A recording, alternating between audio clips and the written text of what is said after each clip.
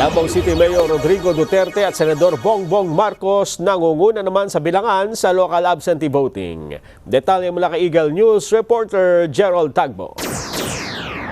Yes, Nelson, nanguna sa resulta ng local absentee voting sina Davao City Mayor Rodrigo Duterte at Senador Bongbong Marcos.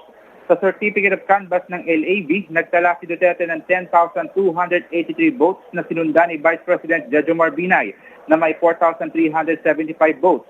Senadora Grace Poe, 1,628, Mar Rojas, 1,419, at Miriam Defensor Santiago na may botong 1,253. Sa Vice Presidential race, malayo ang lamang ni Marcos na may 11,683 votes kay Congresswoman Leni Robredo na may 2,341 votes. Senator Alan Peter Cayetano na may 2,134 votes, habang ang nakuhang boto ni Antonio Trillanes ay 1,588. Senator Chis Escudero na nasa 944 at unasan na may 314 votes. Nasa mahigit 24,000 botante na karamihan ay mula sa mga pulis, sundalo at iba pang kawani ng pamahalaan at media ang pinagsibay ng COMELEC para sa local absentee voting.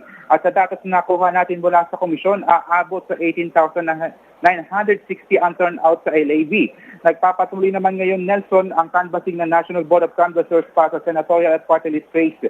Aabot na sa mahigit 50 certificate of canvass ang nabilang na ng NBOC mula kahapon hanggang sa mga oras na ito. Kaninang umaga, unang binuksan ang mga COCs ng overseas absentee voting. Binibigyan ng pagkakataon ang kinatawa ng mga kandidato at political parties na makita ang certificate of canvass na nakapaloob sa consolidation at canvassing system. Hinihintay lang natin ngayon ang paglalabas na ng partial and official results mula sa mga nakanvas na boto. Samantala, itinanggi ni COMELEC Chairman Andres Bautista ang alegasyon ng umanidayaan sa bilangan sa Vice Presidential race. Ayon kay Bautista, transparent ang ginagawang pagbilang sa mga boto mula sa pag-transmit ng election returns sa tatlong server at manually uploading ng SD cards na naglalaman din ng mga resulta. Makikita rin dito sa command center sa PICC yung percentage ng mga election results na ipinapadala at kung saan galing ang mga ito. Aabot na sa 96% transmitted returns ang pumasok na sa NBOC server, COMELEC Central Server at Transparency Server. Para sa Eagle News, Gerald Tagbo, I'm 1 with 25.